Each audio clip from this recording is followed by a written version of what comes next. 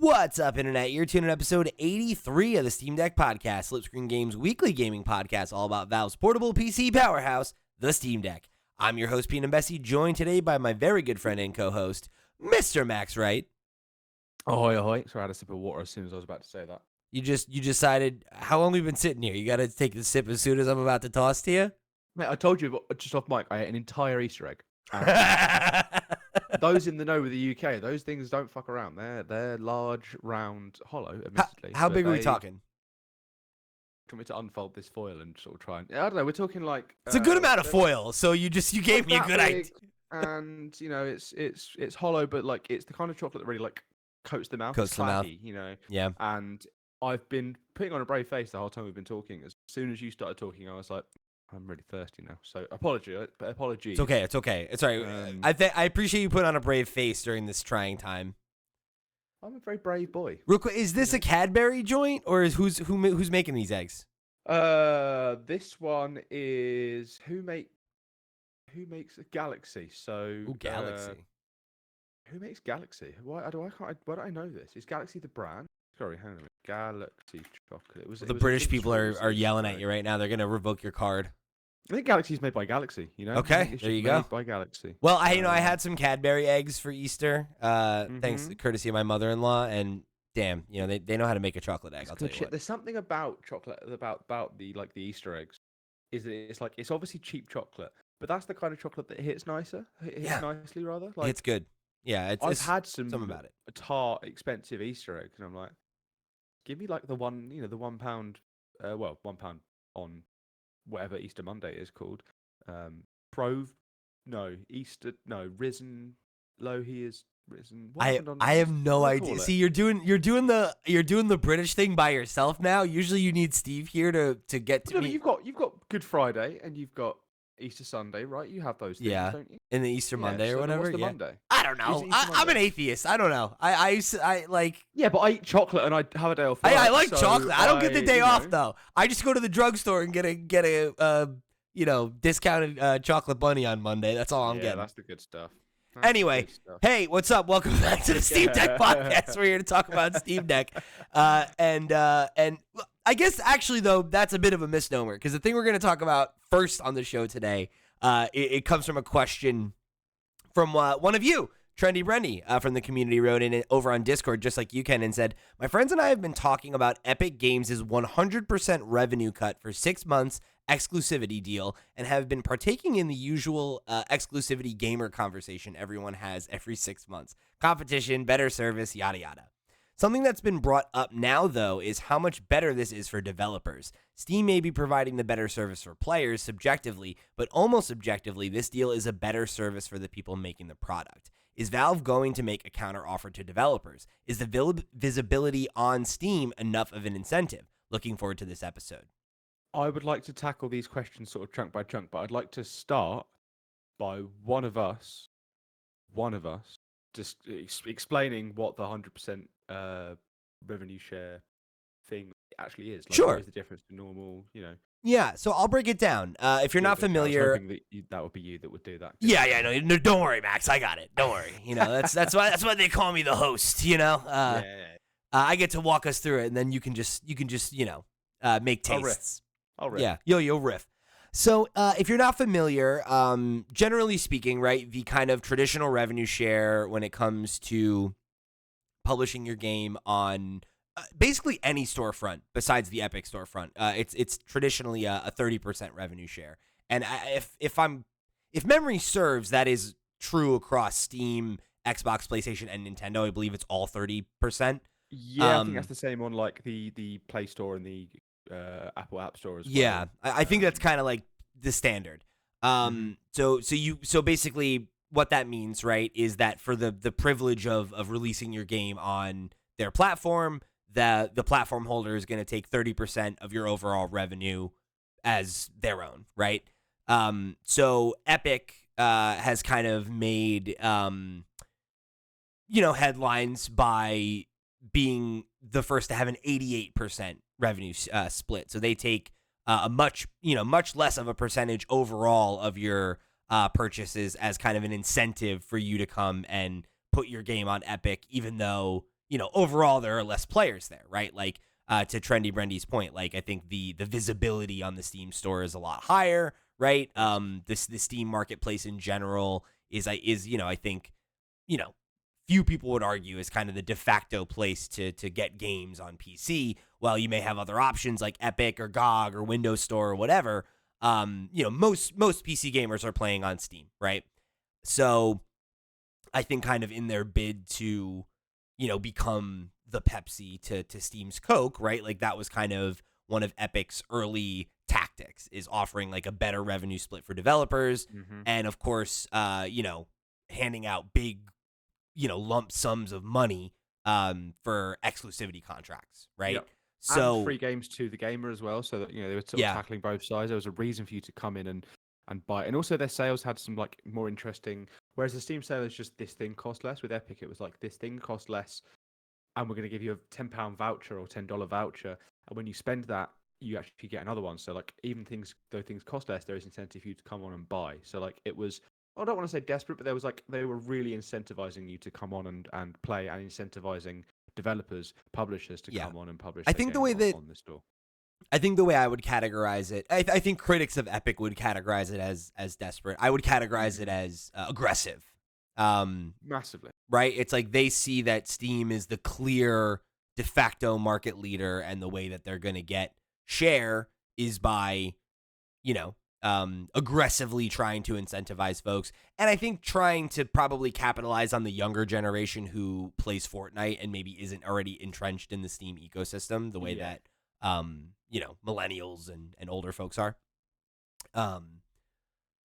So I think what we now see, right, this new kind of deal that they're offering is called Epic First Run, which is if you opt into a 6-month exclusivity program, you'll get 100% of the revenue that your product makes on the Epic Game Store during that time. And which is not a small fee, because it's not like games might have a long tail, but they have a long tail because there's sales and there's regular sales. Whereas like that first sort of 6 months to a year is a huge. That is usually when you're going to see the vast majority of your sales, right? Exactly. Yeah. So I can, there's obviously a huge boon here to developers. Yeah, I think the question there is an interesting one, right? It's like what Brendy's asking here is like, let's remove the is Valve going to offer a counter offer. I think that's a separate question that I want to answer on its own face. Is the visibility on Steam enough of an incentive for you to do that rather than this? I think that's an interesting question, because I think the argument that I've kind of always made, right, when I've spoken with like folks in the community or commenters or whatever, right, that are arguing like, being on Epic as an exclusive is bad for your game, right? Because there are less people on the Epic Game Store, so your game coming there first and having a window of a year of exclusivity is just making your game have less impact at launch on PC, right? And I think the kind of counter argument that I've always made is that if Epic is giving you enough money to offset the cost of development, or maybe in some cases completely covering the cost of development if your game isn't particularly expensive to develop, by that standard, right? Obviously, every video game is pretty expensive to develop. Yes. That it makes all the difference, right? Because it's like, sure, like, yeah, we maybe lose out on having that initial burst on Steam, but the game was mostly paid for, is already profitable by the time it launches because Epic backed us. It's going to have a year of exclusivity there. It'll get preferential treatment on the store page. We're going to get an 88% split of all the revenue that it does make on the Epic Game Store, which is probably not insignificant. There are still, Epic says 230 million players with 68 million active users, which is not a ton, but it's not nothing. And I think then it can continue to benefit from a second launch on Steam. We have seen games come out on Steam and people are like, oh, this game's finally on Steam, and they hop on. We've seen Diablo and I don't want to say Overwatch 2, but we've seen like things like Diablo. We've seen like when Ubisoft did their re-releases. We've seen EA recently publish old games on Steam that have Yeah. almost had like a second launch. Like, look People at are the hopping back on, PlayStation they're games playing when they Red come Alert. out, right? Yeah, Like, it's like exactly, those have yeah. a second moment, and it's like, why? It's the same thing, I think. It really is. Yeah. And then I think if the game is good and people want to play it, Yeah, of course, yeah. and then I think the I other think thing we're that gonna you see got to the think of same. is like it's also going to come out on console, which is like another way that they're going to make money. And if Yeah. Epic is paying a significant portion of the cost of development for you up front, and then you get to release it on all these other platforms, and you're going to get the money you're going to get. It's like, yeah, like why would you not take that deal? Whereas Yeah. I think with this, I wanted to tie in another article here. I don't know if you saw this. It was making the rounds a couple days ago. This one came from PC Gamer, and it's an article by Wes Fenlon. And they were speaking with some of the folks from it's the developer behind Slay the Spire and Darkest Dungeon. What is their name? I can't believe that they don't have their name. I can't find it. I'm struggling myself. Right? Yeah. Sorry. Well, look for this for me because the person Red that we're Hook Studios. Thank you. The person that we're quoting is Chris Barassa, who's the director there. And he was the director on Darkest Dungeon. And he was kind of quoted as saying that the deals for getting games on Game Pass and then also Epic Game Store have like significantly decreased. The headline that was kind of pulled was in relation to what he was saying about Epic, where he said the gold rush is over. Mm-hmm. And he thinks that he literally ends the statement that is quoted here as saying we got our Epic deal at the right time. So yeah, I think you're seeing the same with Xbox a lot as well. Like the last Xbox game I can remember sort of launching day and date on Games Pass was oh my god, what is it called? Remnant 2, which by no means a small game. I can't think of any, and maybe I'm just not in the ecosystem as much, but I can't think of any that have come out this year day and date, or any that are planned. Big games that aren't owned by Xbox Studios, the same way like the last Epic Games exclusive that I can think of. That wasn't sort of like published by Epic in Alan Wake 2 was Prince of Persia: The Lost Crown, and that's not exactly a small studio. That's Ubisoft, so I can imagine that maybe there wasn't necessarily a financial incentive for Ubisoft. Sorry, I keep almost calling them Ubisoft. For Ubisoft to be like, oh well, we need our game cost cover, so we're doing this. There was clearly some other reason there, some other agreement they had there, and that's why that is. I mean, it could be though too, though, right? Because it's like, yeah, maybe Ubisoft doesn't need the money. But it's also like making a smaller independent game like that or whatever, right? Like it is inherently looked at as a risk, I think, rather than making something that is like this big, AAA kind of thing that you think is going to be this bankable success. And I think that, in the article I'm quoting from PC Gamer, it literally even says like how they released, they were one of the studios that released a game in early access on Epic, and that was controversial, and fans didn't like that. But it allowed them to like cover the cost of making the game, and like they broke even on it before they even sold it. And it's like that makes a huge difference, right? For any studio of any size to be able to offset the cost of your product by that much just by limiting its launch by like a year. It's like, I mean, especially on PC, to your point, where it's I think a market that is inherently where games have a longer tail, right? Because like a game that you were waiting for will come out, and then when it comes to Steam, it'll have a moment, but it'll be on sale in a couple months, and then you'll be like, oh, cool, I'll get to it then, And like I think a lot of Steam players think about games that way, and while there are certainly those of us that are going to be upset up front of like, I gotta wait for this game because it's not on Steam, and I want it on deck, and I don't want to jump through hoops or whatever. I think ultimately, like to Brendy's point, like, yeah, like it was objectively a good deal for developers, and I'm not surprised that people jumped on it. Whereas with this, I don't know that it's the same. I don't know, because like you think about it, right? Where like on Steam, you're launching and you're losing 30% of your revenue, period, right? But Steam's active monthly users, like just doing a quick cursory Google search, it looks like it's between 120 to 132 monthly active users, depending on which source you're looking at. You mean million, I assume. Sorry, what did I say? 1,000? You said 130. No, just 130. Oh, yeah, million. Thank you. So, comparing that to the 68 million that's quoted by Epic of active monthly users, you're looking What at. does Epic even count as an active user? Does it mean they log on once a month and download the free game, or does it mean they play Fortnite? They say that they have a digital distribution to over 230 million players with 68 million active. So I would imagine they're including everyone that does what you just described as part of the 230, and active probably describes people that buy a certain number of games and play for a certain number of hours per month. But that could also just be 68 million people playing Fortnite because it's free. The only place you can play it is on Epic. I think that number would be higher then, though. You think? Yeah, I gotta imagine Fortnite's active user base is higher than 68 million. You don't think? Yeah, on across all the consoles. But if we're just talking on PC, there is just a on chance PC.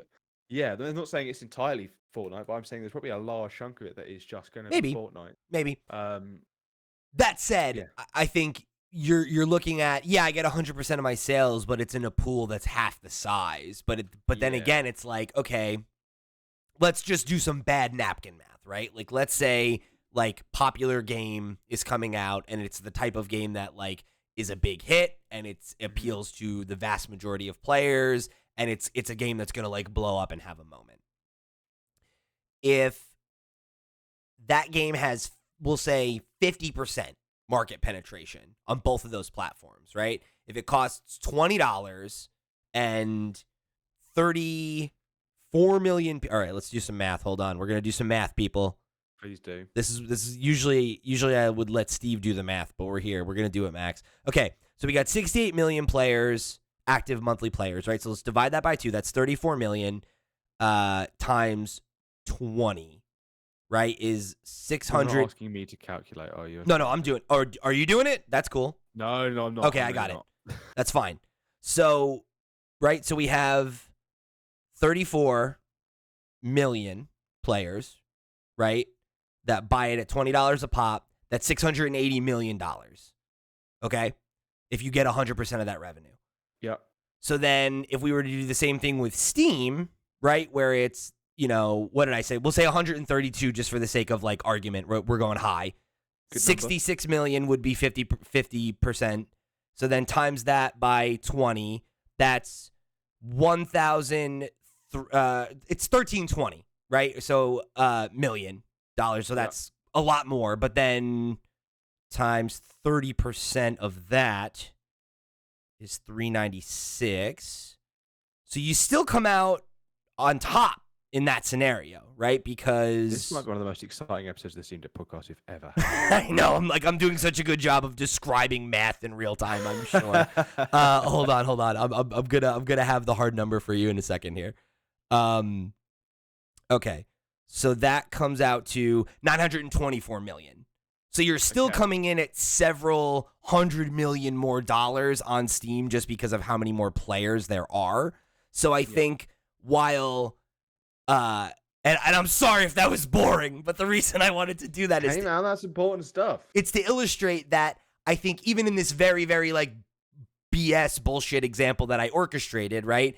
If your game is more successful, having the same percentage of success on Steam means more because it's a larger user base. Yeah. But that is kind of like dubious because there is the question of like how many of those 68 million players on Epic are going to pick up your game, right? Just because they're there. Spending money. Yeah. Where does that game get shown? Is there a list of like new Epic releases? Do they showcase these games? Or is it just the game comes out and sort of there's less competition on Steam as well? Like, we saw that story of the woman who released her game, had been planning a specific release date, was like, nothing else is coming out here. EA drops 10 games at once, and she gets off the new release list the day she launched, and she couldn't plan for that. There isn't going to be that on Epic because there's just less games coming out on Epic. And I think to your point, like I do think Epic does they talk about how like they have program featuring, so like if you do this it'll get placements on the homepage, collection pages, editorial opportunities. There are Unreal Engine royalties are waived as well, so if your game's built on Unreal you'll save money there as well. That's good. So like, I mean, there's a lot of games that are using that just as the decline of the original engine, but yeah. So it's one of those things that like I think I can kind of see both ways of it, where I think in some cases I could see this working, where if you have a big enough game that you think it's going to appeal to a percentage of the Epic Games Store audience, then maybe you do it and you get that bag and you get as much as you can from that and as much, hype and boost from Epic as you're going to get, especially when you consider that the exclusivity that they're asking for is only 6 months. That is a lot less than a year. You could literally kind of like treat that as like an early access release of like, oh yeah, the game's coming out on Epic first, and if you want to play it first, it's there, but it's going to be on Steam in 6 months, and it's going to be kind of like the 1.0 version. The Epic folks will have beta tested it for the Steam audience, right? And it's like, I don't know, like if the game is hot, do people care? Because I think about like a game like Helldivers that came out like 4 months ago, and it's still hot, and like, if that game would that game have been as hot if it was on Epic, I wonder? Probably not, right? And that's maybe a bad example because it's multiplayer. But like, imagine it was a game like that, say Palworld instead, right? Yeah. Imagine that game came out on Epic first and it popped off over there or whatever, and they made whatever money they were going to make, and then now it was coming to Steam. Like, I don't know. Like, to your point, would it have gotten the attention that it would have gotten? Probably not, because it wouldn't have had as many people to play it. It wouldn't have broken records. I don't know that people are going to jump over to Epic to play these games unless they are kind of more big budget, like named titles that they're waiting for. But I think still then most of us are just going to wait because we'd rather have it on Steam. I also do think that, to use the example of The Lost Crown again, Prince of Persia, that game didn't necessarily sell very well. We don't know the specific numbers. We don't know what they're expecting, but there was the number was 400K across all platforms. How much of that was affected, do you think, by the fact that it wasn't on Steam? And while the game felt Probably like the perfect handheld game, you can only get it on Epic, and that put me off for a while. I ended up getting it straight through Ubisoft, fine. But if that game was on Steam, people would have probably been, there is a negative connotation with the Epic Game Store and its exclusives because people are loyal to Steam. They're too loyal to Steam, and I think that is a problem. But I also think that Epic doesn't do enough to sort of make the actual platform viable, as opposed to force you to have to use it to pick up a free game or play a certain game. And I think that's the thing, right? Is like I think I agree with you in principle. The idea of like, I think people are probably maybe too, like platform warrior about it sometimes, but like, I think there is like the argument that like, yeah, I mean, the Steam store is just a better experience as a player though, right? Like it's an altogether head and shoulders better service. Aside from the fact that like, you'll get free stuff from Epic or the fact that like, I think it is to Brendy's point, right? Like it's a better deal for developers, and that's great. That said, to now take it back to the other part of Brendy's question of like, would Valve counteroffer? I don't think they will, because I think the point that you made about visibility is something that is like hard to ignore when you look at some of those examples, right? Where I think if you're talking about like Kingdom Hearts, right? Like when that came to Epic and it's like, that's going to be exclusive and then it'll come to Steam. Who cares, right? Because so now it comes to Steam. It's still Epic exclusive. That came out like 2 years ago. It's still really? Oh my god! I thought it did come to Steam. That's crazy. It never came to Steam. It's the only game in my wishlist on Epic, and I got an email about it being in my wishlist, and I was like, "Oh, how much is it on Steam? I wonder." That's just wild. That's so wild. I totally took for granted that it had eventually come to Steam. I assume because it's Unreal Engine. They made it an Unreal Engine 4, right? It looks like an Unreal Engine 4 game. Kingdom Hearts 3. So I assume then maybe there's some sort of agreement in with that. Well, the point I was gonna make with that is I think a game like that can afford to do something of that, like, because it's like. Would you like an example? Sure. It's a good example. Yeah. Control was great. That's a great example. To Epic Games. Control can afford to do that because, or like, I guess Alan Wake was like that too, right? As well. Still, I think that'll be probably forever, but. Yeah, so Alan Wake was specifically published by Epic Games, whereas Control was published by 505. Right. Thank you. Epic just had this exclusivity, and then when they came out with the sort of the all singing, all dancing, this is the next gen complete edition, that came to. Thank you. This is why we need the Remedy fan here. So that's a great example, right? Of like Control is like. Was a game that got a ton of attention, and it was like coming from a studio that like has this big legacy and everybody's excited for their next game. And I think them doing the timed exclusivity on Epic, especially again during that era where I'm sure that they got a significant amount of funding for it, totally made sense because I think that you could be confident that at the end of that exclusivity, people would show up for the game. And if not, it would have already had its moment and it came out on console and it was successful there.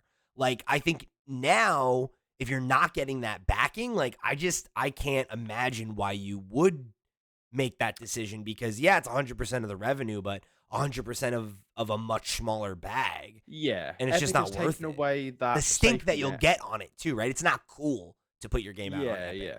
They've taken away the safety net of like, oh, hey, you're a smaller studio. Come to Epic. Yeah, you might not sell as well, but, your game will be covered. To now it's like, might not sell as well, but whatever you do, mate, you'll get to keep. That's just not as big a promise. Whether it'll work, I'm not sure. But we have also seen problems where we even had that court case that was recently put together by the big long human rabbits game. I can't remember what the game's called.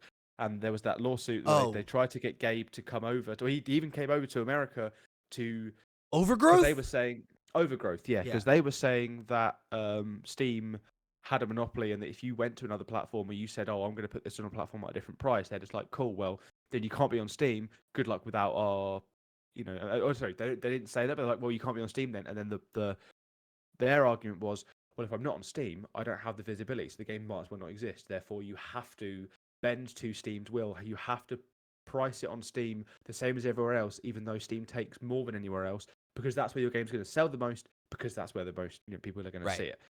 It's sort of like you are forced into that, and I think that while Epic provides a good option for you as a developer of like, hey, you're going to get this thing, what they then don't have is the same like, oh, if Valve did that, if Valve said to people the first 6 months are 100% free, great. The developer is going to. I don't think anyone would ever put a game out on Epic again if they did that. No, they wouldn't. No. I hate to join in with the sort of like the tribalism of like because I don't mind Epic Games too much. I just think that they need to improve. There are some things that just don't work very well, or that feel a bit weird and janky, and there's they've not spent enough time to actually work on the software. It's been around too long for it to be as shitty as it is, I think, is the thing. It reminds me of this the Switch UI, where when the Switch first came out and people were saying like, oh, it's bare bones, but that's fine because it's like an iteration of gives them something to build on. Yeah, and then they just didn't. It's literally exactly the same as there's one extra icon now, and other than that, it's exactly the same. And I think Epic is the same, where they might have changed a few things. It might look slightly different in some ways, but it functions exactly the same.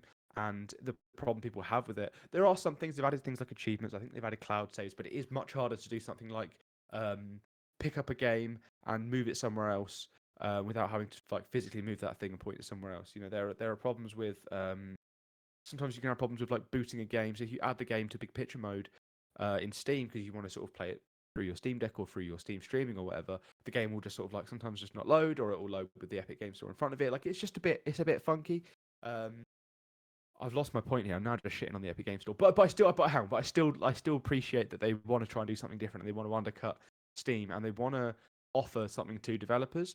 I just think what they're offering to developers is a promise more than it is like an actual like boon to them. I think you hit the nail on the head, and I think Brendy did too. Like where it's like, I think at the end of the day, the things that Epic is doing for developers, like as incentives to try to get them to come and play ball on the Epic store, is like they're good. Like they are good for the developers. They're good deals, but like I don't think it's worth the trade-off because they've not done enough to make their product attractive to the competition, or in comparison to the competition. Like I think the fact that so many people hate it the way that they hate it is because it sucks.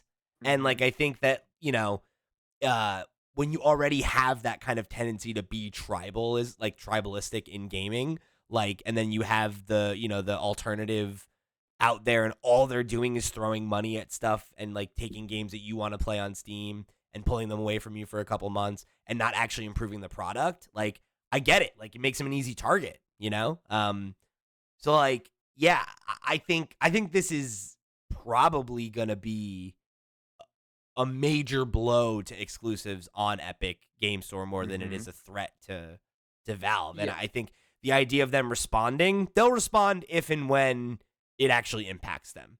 If they have a point where they see, okay, like some of our market share is getting pulled away, or we're missing out on X or Y game or whatever, and we're seeing numbers go up as hours go down, then great. But like when you've got single games that have more concurrent players a month than the entirety of Epic's game store, it's like, come on.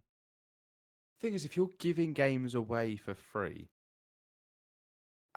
I just don't understand. If you're doing that in a way that Steam doesn't do, you're saying like for every day or for the 12 days of Christmas, here's another free game, and that still doesn't do enough to give you enough goodwill that people use your system. I just don't see how anything is going to work, and I think it's a shame because it would be nice to have competition. It'd be nice to have competition the same way that we have in the UK with like game stores, where if I want to buy a game, I can just buy it on the store and it's $70. Sorry, pounds. Or I can look online. I can go to Shop 2. I can go to the game collection. I can find it cheaper. And you can get games on like CD keys, for example, that, they're grey market. I'm not sure to tell you where they came from, but you can get games cheaper. Would be nice if Steam, Epic, whoever at the launch were like, hey, here's a promotion. We're doing this game this cheaper. So I can have more options as a PC gamer, because options is why I like playing on PC. I like being able to choose what I play. Yeah. I like being able to choose sort of like settings. I like to, choose what I play with, controller, mouse, keyboard, all of these things. Well, and like I would like developers to feel that way too. Like I think it's pretty like unfortunate that like and this is when Epic launched the Epic Game Store. That was kind of part of my desire to see it be successful. Was that it's like not even that I was like I don't buy games on the Epic Game Store. I don't play games on Epic Game Store. But the having an alternative like makes it so you can't do stuff like that. You can't exert your will on smaller developers that have less power and need you. And it sucks that they are kind of in just like a position to do that because Epic, for all their, investment over the last several years of like tossing money at trying to make the Epic Game Store a thing, it's not really a thing. And yeah, I think to your point, it probably won't ever be. But I do think it's going to be around because there are going to be Epic games that use it. There's sort of Unreal functions built into it. It's always going to be here. Now, I'm going to quickly bring this. I'm going to do something I've never done on this show and bring us back on track. Oh, okay. With the topic at hand. For Steam Deck users, I think this kind of thing is, especially like exclusivity, I think it's a shame because it does, like you say, make things more difficult. And there are games that as soon as I see it's an Epic Games exclusive, I'm like, oh, I was really planning on playing that on my Steam Deck. Like, there are games like Alan Wake 2 that wouldn't have run anyway, and I could stream that. But Prince of Persia, A Lost Crown, I had to jump through some hoops to play that game, and it ran really well, and that's fine. But the Ubisoft cloud save system is bollocks, and it just wasn't as smooth an experience as I would like as just sort of like booting the game through Steam, having my Steam clouds and all that sort of stuff. And I think the more exclusives we see, Epic exclusives, and I think that the more people they entice over with this 6 months of exclusivity, the more it makes me as a Steam Deck user feel like, oh great, like I'm going to miss out on these games. And surely that's like me buying into the Steam ecosystem. But I do think that Epic should offer something that means that exclusivity isn't the be all end all for them, and that they should be able to offer these games out elsewhere. Yeah, like it's not impossible to get them to run. You just lose out on certain things. If that ecosystem was desirable, then you wouldn't care, right? Like you'd be willing to dip your toe in it once in a while if it actually presented something that was like useful, right? Like it's like, like I think there's a reason that like there are people that own, both a PlayStation and an Xbox, right? Because it's like I'm gonna get one thing out of one that I'm not gonna get out of the other, and it's like if Epic, I think, did a better job of incentivizing you beyond just kind of trying to bribe you with content, right? Like, maybe that would be something. But I think exclusivity on a platform that is kind of supposed to be open is like, it just doesn't sit right with PC gamers. Yeah. I think we'll see. We'll see. So we got a couple more things on the old Steam docket to jump into in just a second here. But before we do that, let me remind you that this episode of the Steam Deck Podcast is brought to you by our Patreon producers for the month of April. They are, of course, Arnold J. Rimmer, Christopher Lenz, Gabriel Hasselmeyer, a.k.a. Sobe, Snackago, Steve Stompy, Susan Likes Cats and Also Boobies, Ty the Dude, Voodoo Vic, and Waka Hula. Thank you all so much for your support over on patreon.com/flipscreengames. You all the reals to the real, and we greatly appreciate your support of this and all of our sister shows. Remember, if you want to go above and beyond just like they did and show your support, you can head over to flipscreen.games, where we've got links to all the places you can find us all over the web, including our Patreon, where you can go and get some perks and goodies, including early access to the show. But guess what? If you don't have any money for us, there's a bunch of other ways that you can get involved, and you'll find them all there on our website, flipscreen.games. Whether you want to join the Discord, right into the Steam docket, or just check out some of our other content on our sister shows. However you choose to get involved or show your support, we thank you for tuning in to another episode of the Steam Deck Podcast. Max, it is my favorite time of month. Don't click that link. Oh, Don't no, click you're that right. link. Hold on. Okay. I forgot we were playing a game. I see you. I didn't do it. I didn't open it. Wow. I was even thinking, I thought I'd interrupt you just before we did the thing and say, remember, don't click that link. I saw you click on that link. I clicked it, and then as soon as you said it, I was like, okay, it's fine. Okay. Fill the people in. So it's my favorite time of month on this show, which is when we get to look at the top played games on the Steam Deck for the previous month for March 2024. So I'm gonna say this: it's the top 20 games, right? It is top 20. Okay. So before we did the show, by hours played, thank you. Before we did the show, I was like looking for things to throw in the dock, and I did see that this was there. The only games I saw that the last game on the list was Persona 5 Royal, and I saw that the first game on the list was Stardew Valley. You saw the top, you saw the bottom. Okay, yeah. So I don't know what the other games are in between. So most of them are the same. I think I'm going to get you just to guess the top. 1, 2, 3, 4, 5. Let's go 10. Top 10. The rest of the best. You know Stardew Valley. Rest of the best. Let's do it. Okay. Or not? You don't have to actually guess specifically which one. Just give me a game. I don't have to get them in order. Okay. Right. No. Okay. Too hard, rather. Easy. Let's get this one out of the way. Balatron's on this list somewhere. That's number 2 on the list. Yeah. Okay. Number 2 on the list. Right. I mean, come on. Like, of course. We're all for it. Yeah. Of course it's the perfect Steam Deck game. Yeah. It's the perfect game. Oh, and it's it fucking sold like 500,000 copies in a week. I'm sure everybody's still playing it as much as I am. The developer on Twitter every now and again will say, in the first X amount of time, we have played this many years. People have played this many years of the game. I think it's people are playing it for a long time. Yeah. I myself, we spoke about this a lot on this week's Flip Screen Games podcast. We spoke about our time with the game. Pete's finally been playing it. We've got a chance to have a chat. And yeah, I think I'm at like 70 hours now, which I didn't even know this game existed until the day it launched. And then I feel like I must be past 20, maybe even 30 at this point. Yeah, it's really fun. It's so good. We should have an episode of the Steam Deck podcast where we just back to back a game of Balatro. You go first. You have your game.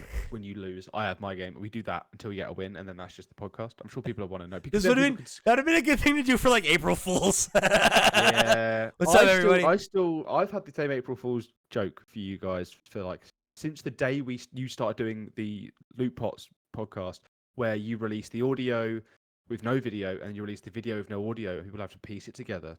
I think that's a great April Fool's joke. Anyway, let's go back to some games. What games are in the Okay. So I got Balatro. Mm-hmm. We know Stardew Valley's there, so that's 2. Elden Ring? Elden Ring is in there. Elden Ring is number 5. Okay. Which is a big jump up, because I guess the DLC's really spurring people on, but I'm surprised it's still in the top 10 at all, let alone it being number 5 in the top 5. Yeah. Right? It's one of those games that's just so sticky. Like so many people like I'm sure are discovering it, or it goes on sale and they pick it up, and it's like, or you come back to it after a break and you do another run. Like, yeah, not you though. No, not me though. Not me though. Not you though. No. I like good games. No, I'm just kidding. Please don't crucify me, everybody. I'm just kidding. Just kidding. Get some fucking games, Pete. Get some fucking games. Come on, mate. I'm just kidding. Relax, everybody.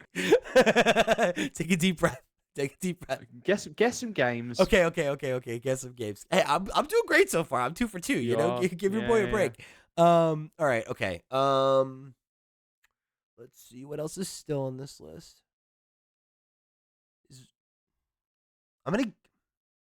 I feel like it's probably not, but I'm gonna say Vampire Survivors. Vampire Survivors has dropped pretty dramatically actually. It's still in the top 20, but Yeah. it's out of the top 10. Okay. It's down at like 15. I want to say that is Okay. 15.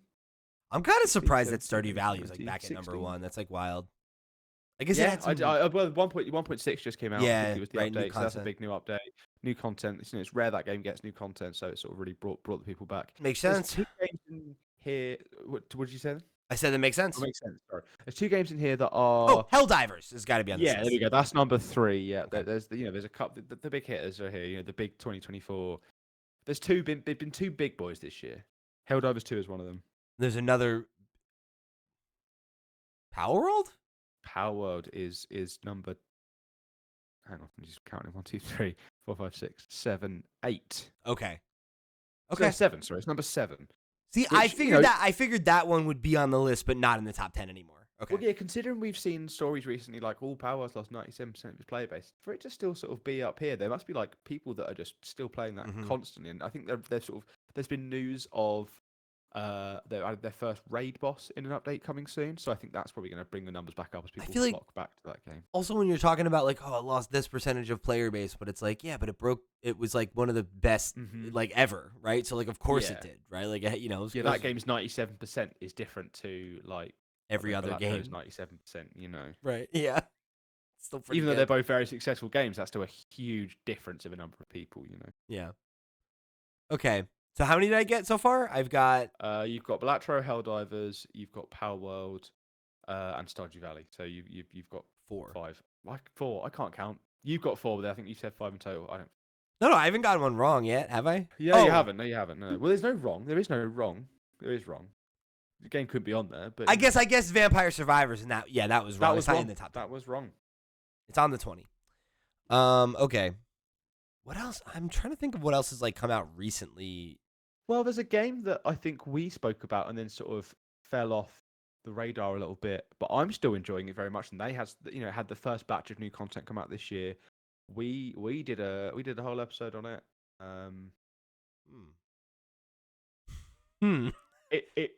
I was pulled off of it by Balatro, whatever. Is it Deep Rock Galactic Survivors? Yeah, that's number 6 Okay. on the list. That's Okay. after Elden Ring. So there you go. Which I think that is a game that I knew would do well, and I was unfortunately I do feel like when Balatro came out, it sort of ate the game's lunch a little bit. But I think they've had a content update. People are still really enjoying it, and I think I'm glad to see it still. It is sitting also up there in 'cause early I've really access, enjoyed. so it's like, Oh yeah, exactly. you know, yeah, it'll cool. have its moment later. Absolutely. And it's clearly still having its moment now, but I'm still really enjoying it. So. Yeah. Yeah, what's up? You give me a code or? Oh, do you know what? I never heard back. Damn. Yeah, I even sent them all the podcasts as well. So They're not impressed. no, apparently my 7 hours isn't enough for them. Okay. We can't just have the whole rest of the episode be this. Have 3 more guesses and we'll see. Okay. Just give me like a clue here. Are there a bunch of older games left? Are there newer games left? Just give me something. Okay, so let's say you have 3 guesses left, right? Okay. And in those 3 games, you have a game from last year, you have a game from 2020. So you have a game from 2023, a game from 2021. I hope so, and a game from 2017. Oh man. Okay. The game from 2017, I think, may have been inspired a little bit by Dragon's Dogma 2's release, but not necessarily Dragon's Dogma. But that may make it harder for you. The more information you're giving me, you're throwing me off. I had guesses, and I was like, oh shit, I think they're all wrong now. I don't know if I'm gonna get these last 3. Okay, game from last year is throwing me. Oh, Resident Evil 4. No. Damn. That is on the list. That is not on the list, sorry. That is not on the list. Damn, I was looking okay. at something Alright. else, but Okay. it's a game from last year that Oh, it was like the game Baldur's from Gate. last year. Duh. Yeah, that's number Duh. 4. That's number 4 on Duh. the list. There we go. Here we go. Come on. Okay, so I got one more. You got 2 guesses. Oh, okay. Final Fantasy? No. Damn. Okay, I was thinking Which one because were you thinking? 7. Because maybe people are going back and playing Remake, Rebirth. That came out. Oh, no. Oh, wait, no, that's 2020. What am I thinking? 2017. Huh. 27 Days Gone? No. No, okay. No, I forgot that. It was 2019, I think, that game. I'm probably wrong. Is I it? don't know. So you got, that's it. That's your guesses. Yeah, all that's your all my guesses. guesses. It's fine. So the games that you missed were Cyberpunk 2077. Oh, of course. Duh. Big one. Always Yeah. surprises me that game's so big on Steam Deck. Well, but it's also the it has Steam Deck modes in it, and the DLC came out last year, right? So and I'm Yeah. sure a lot of people missed that when it came out because there was all these other hot new games, and people are probably getting to it now because it's kind of a quiet period. That totally makes sense to me. goes on sale quite a lot as well. Yeah. And the 2017 game that I was trying to sort of hint at was Monster Hunter World. Which I think there's a lot of Monster Hunter in Dragon's Dogma 2. I think Capcom are, they're the guys. And I think that that's probably sort of maybe given a sort of second life to that. Notable omission on there, I'd say, would be, and I'm not surprised by this, but I think a game like Dragon's Dogma 2 coming out on Steam, a big new release for Steam, not even being in the top 20, I think that's all to do with performance. The fact that the game just does not run on the Steam Deck, so I can see why. But it's interesting to know that people aren't even trying, like they're not even giving it a good go and being like, oh, you get the people who like the game runs amazing if you turn the settings down, and they're amazing is like it runs at 15 FPS and it regularly crashes, and they're like, it runs perfectly fine. It's a handheld. You have to have your expectations. Blah, blah, blah. But yeah, that's not on there. Damn, you have to be like just throwing drive-bys at Steve while he's not even on the show like that. He's not here to defend himself. That's the only time I can get any hits in on Steve because he comes back. Please, takes like I feel like it's the worst when he's on the show. It's fine. It's when we make fun of him when he's not around and people come out. Hey, Steve's the only one who's any good on this fucking show. I wouldn't even watch it if it wasn't for him. You chuckle fucks. And do you know what? I don't disagree with that. Personally. Yeah, it's fair. I mean, I'm not. We're just teasing him. This is Steve's show. This is Steve's show. We're just living in it. We are just living in it. Oh, okay. So let's wrap it up on for today. Let's do one question. Let's do one big question. Let's get into a question. We'll get into a question from the Steam docket. We've got a couple we've been sitting on for a while. I think this is a good one to close it out on. This one comes from Smoney, who wrote in over on the Discord and said, "What do you guys think is the perfect companion device for the Steam Deck? Many often say a very small retro handheld like the Miu Mini or RG35 is a nice thing to own with the deck. Or maybe in your guys' opinion, it would be cool to own them all, Windows handhelds included. Or maybe even just a Switch." I like this question. So when we had Bob Wolf on from the Wolf Den, he said the RG35, I think, was his sort of like throw in the pocket, where he has all of the handheld PCs, the Steam Deck is his favorite. He will regularly throw the RG35 in his bag because it is smaller and can play things. My answer to this question is the opposite of that. It's not smaller, it's bigger.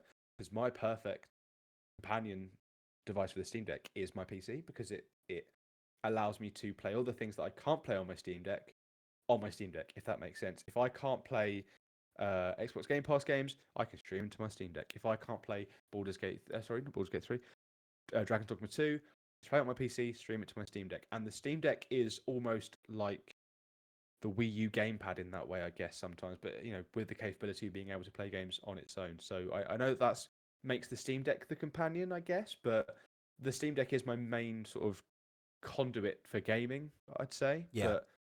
But the PC is the companion that makes that possible, I guess. What about you?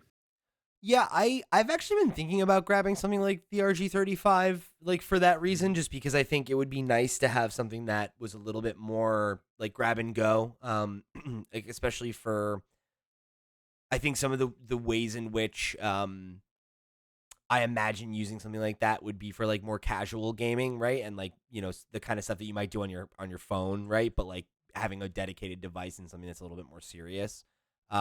Sounds really appealing to me. Like I do think something like that would be nice. But for me, I'm thinking of this as more of a handheld question. Yeah, I mean, for me, my handheld situation is it's the deck and the Switch, right? And I have all my emulators and all the kinds of things I think I would play on an RG Mini or whatever, like on my Steam Deck, So, it's kind of like wherever I'm going, it'll depend on. Like if I'm in the middle of a game on one of them, I'll probably just bring the one device, but I often travel with both, depending on like where I'm going. Like, if I'm going somewhere with friends, then like I'll definitely bring both of them, right? Because it's like most of the multiplayer stuff is on Switch, right? Mhm. Or if I want to Also, your play, friends are already boring, so you need yeah, to entertain yourself in the corner. Yeah, yeah, I know that exactly. feeling. Yeah, it's like you hit a point where it's like, all right, it's enough socializing. I got to get Yeah. back into the Steam Deck library. Hmm. And yeah, I mean, I think that covers me like well enough. Like I think I can definitely see how a mini device like that would be a nice, I think, like, to use your word, companion. But I don't find the Steam Deck as tough to travel with as many people seem to. Like it's large, but I guess like I usually, if I'm traveling, even if it's like a day trip or something like that, like I usually bring a backpack with me, right? Like if I'm Mm-hmm. going somewhere. So like it's easy enough to throw the Steam Deck in there, and like I feel like it's fine. The other thing I do have that I think is kind of like a weird answer to this, maybe, but I do like as a companion is I got. You did something there. Yeah, I knocked myself loose. Can you guys hear me? I Hello? can hear you. Okay. Oh, the backup stopped. Hold on. I'm going to just start a new one of those. And there we go. Okay. Just in case. I'm not going to cut that out, folks. Thanks for rolling with me. Things happened. I was still here the whole time through, steadfast. Things happened. I grabbed one of the, if you're on TikTok, you may have seen these. It's the Arzopa. It's like a handheld monitor. Oh, I have seen these. Yeah, and I thought you were bringing out an iPad for some reason. Yeah. And it's basically like a like a decent sized like 1080 screen, and like this is like a really nice companion, and I got it specifically for this type of situation where like if I am on the road, if I'm traveling or whatever, and I want to set up like a second screen type experience, or if I want to like take advantage of like a docked experience, but I don't have a television or something like that.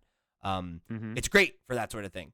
So I think like that's another like kind of fun option. I think if you are looking to travel with your deck but want to kind of be able to get outside. I mean, like with my OLED, I'm not really using this for that anymore, right? It was something I definitely used with the LCD, but now it's like, well, my OLED screen is so nice that I don't want to. Oh yes, Yeah.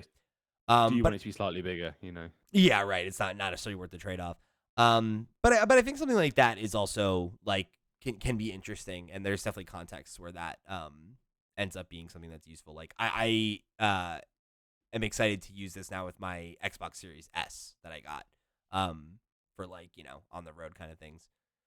So yeah, I think for me, like I think most of my bases are covered by this setup that I have, but ever since that conversation with Bob, like I have been kind of thinking about like maybe another like kind of smaller device to like be like a Tetris machine, or have like a run of like a Pokemon game like running on it and that kind of thing that I can kind of jump in, jump out of, because I find on my deck like I'm more inclined to play stuff like Balatro. I keep considering like I'll go on TikTok, and there was a point where they had like the Ambidec 35X, whatever it was. That was very, very cheap at one point. It was like really, really reduced for like first time users, and I hadn't bought anything on the shop yet. So I was like, yeah, maybe I'll get it. And then I just thought, well, actually, I'll just play it on the Steam Deck. I like the bigger screen. I like the 90 Hz refresh rate. I like the buttons where they are. I agree. I just don't know how reaching into my pocket for another console is going to be any better than, if I'm having some dedicated gaming time, I'd rather be enjoying the bigger screen, and the OLED screen, and the game being just it working really well. It just, you click it, it opens, and I've already got my other games there, I will say, I think one of the things I would suggest, Smoney, if you want something that's smaller, like for a companion, is maybe consider a Vita. Like a PlayStation Vita hacked is like a really, really great small scale solution, and it's something that Steve and I both tinkered with before the Steam Deck came out, actually, and it's like a great solution for that kind of thing, and it's more portable. It's all those pluses. But it is more premium than something like the RG35, right? Because like if you get an old one, like you can get the OLED model. Even the non-OLED models have like a really nice high quality LCD screen, and it's a little bigger, a little more comfortable in your hands, that kind of thing. So I think that's another thing I would consider. There was definitely a point where I was kind of trying to keep it in rotation, just because I liked using it. But my time with the deck kind of pushed it back onto the shelf after I had revived it for a while. I had a PSP Go that I used for emulation, and when as soon as the Steam Deck came out, I was just like, yeah, cool, I don't need that anymore. This does everything I want it to do. So yeah. Yeah. Well, okay, we'll wrap it up there for the day. Thank you all for listening. Thank you for writing in, those of you who did. If you guys want to be a part of the Steam Docket, just like Money did, remember, you can write into us in a bunch of ways. You can head over to flipscreen.games and find all of those ways right there in a convenient package for you on our website. However you choose to get involved, that is the best place to go, whether you want to go check out our sister shows, whether you want to write into the show, whether you want to show your support, and go above and beyond over on Patreon. However you want to get involved in the community, head over there, click on some stuff. It is a great way to show your support, and it won't cost you a pretty penny unless you want to head over to Patreon and get those extra perks and goodies like early access. Max, I got to say, great work lately. You're killing it, bud. Try my hardest. I didn't do it. I wasn't even paying attention when you just said that, so thanks. Yeah, that's you're just kicking ass every day. You don't even need to pay attention, bud. Effortless, of course. And of course, I will say this so that everybody's got their expectations set for next week. Steve is going to be out until the following week because he is, of course, moving house this week. So make sure you go send him some kind words and some good vibes while he is going through the extremely stressful process of moving everything he owns. But he will be back. Don't send the good vibes to the old address because he's moved. So yeah, you're going to send the good vibes. Send to the new address. The thoughts and prayers also to the new address. Because otherwise, there's the new neighbours, the new tenant. Then they got to forward it. It's like a whole thing. Yeah, it's a whole thing. Yeah. So yeah, send him some good vibes, and we'll look forward to his speedy return in just another week here. But thank you guys for joining us here in another episode of the Steam Deck Podcast. In the meantime, I've been Pete. He's been Max. He's taking another drink, but it's time to say goodbye.